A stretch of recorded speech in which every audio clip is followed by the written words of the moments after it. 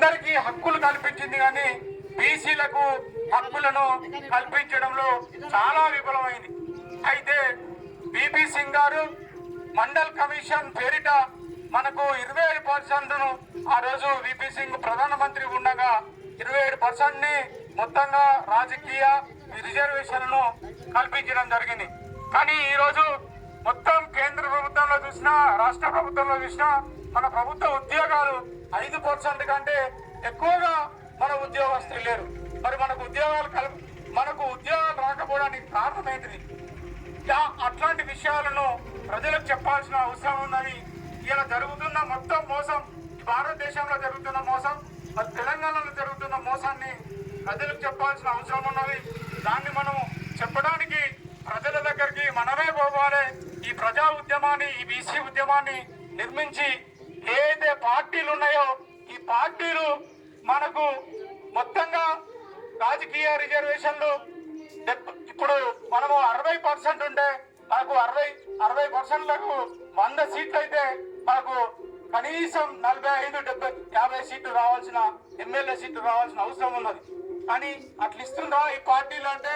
అట్లా లేదు. మొత్తంగా వెలుమ రెడ్డి కులాలకు ఆ పార్టీలు టికెట్లు అమ్ముకొని వాళ్ళ కబంధాస్తాలలో ఈ పార్టీలను ఉంచుకోవడం జరుగుతుంది.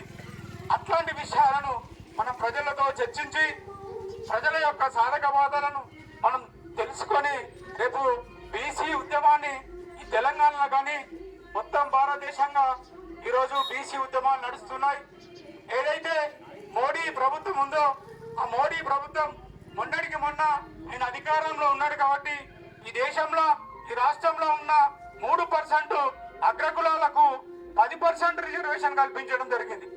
ఎంత మోసమో మనం తెలుసుకోవాల్సిన అవసరం ఉన్నది.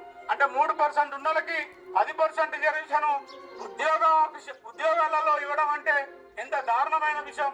మన పిల్లల పరిస్థితి ఏంది? ఇవాళ మనము ఇంతకుముందు ఒక తరం చదువుకోకపోవచ్చు, ఇప్పుడైతే ఒక తరం చదువుకొని చాలా పీజీలు, పిహెచ్డీలు, డిగ్రీలు చేతపట్టుకొని లా పట్టాలు చేతపట్టుకొని హైదరాబాద్ నగరంలో, మంచిర్యాల పట్టణంలో, వరంగల్ లాంటి పట్టణంలో కూడా వాళ్ళు ఉద్యోగ అవకాశాల కోసం ఎదురు చూస్తారు. కానీ ఇలా ప్రభుత్వాల పరిస్థితి ఎట్లున్నది? మనకు ఉద్యోగాలు రాకుండా ఏదో ప్రైవేటు జీతానికి చాలీచారని జీతాలకు పని చేయాల్సిన పరిస్థితి ఇలా మన తెలంగాణలో ఉంది, మొత్తం భారతదేశంలో కూడా ఉంది. అయితే ఇక్కడ బీసీ ఉద్యమాలు ఎక్కువ నడవకపోవడం వల్ల మనము బీసీలను పట్టించుకోకపోవడం లేదు. అయితే తెలంగాణ కానీ ఉమ్మడి ఆంధ్రప్రదేశ్లో కానీ ఎప్పుడు కూడా మన బీసీలకు ముఖ్యమంత్రి పదవి కానీ ఉప ముఖ్యమంత్రి పదవి కానీ ఇవ్వలేదు. అయితే ఇక్కడ ఉన్న కొన్ని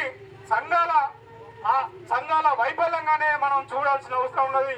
ఆ సంఘాల నాయకులు వాళ్ళ ప్రయోజనాల కోసమే ప్రయత్నాలు చేసి సఫలీకృతమై నాకు వస్తే చాలు, ఇంకా మొత్తం బీసీ సమాజానికి రావాల్సిన అవసరం లేదు, నేను బాగుపడితే మొత్తం బీసీ సమాజాన్ని అండగా చూపెట్టుకొని అయ్యే ఒక్క నాయకుడు బాగుపడి ఈ రాష్ట్రంలో అట్లాంటి పరిస్థితి ఉంది. అట్లాంటి పరిస్థితిని ఇవాళ మనం చెల్లించాల్సిన అవసరం ఉన్నది. మొత్తం ప్రజలు బీసీలలో 113 కులాలు ఉంటాయి. ఆ కులాలందరినీ ఎన్నికం చేసి బీసీ ఉద్యమాన్ని నిర్మించాల్సిన అవసరం ఉంది. మొత్తం చట్టసభల్లో మనకి ఎంత వాటా కావాలో ఆ వాటాలను కూడా మనం సాధించాల్సిన అవసరం ఉంది. అట్లాగే ఉద్యోగ ఉపాధి రంగంలో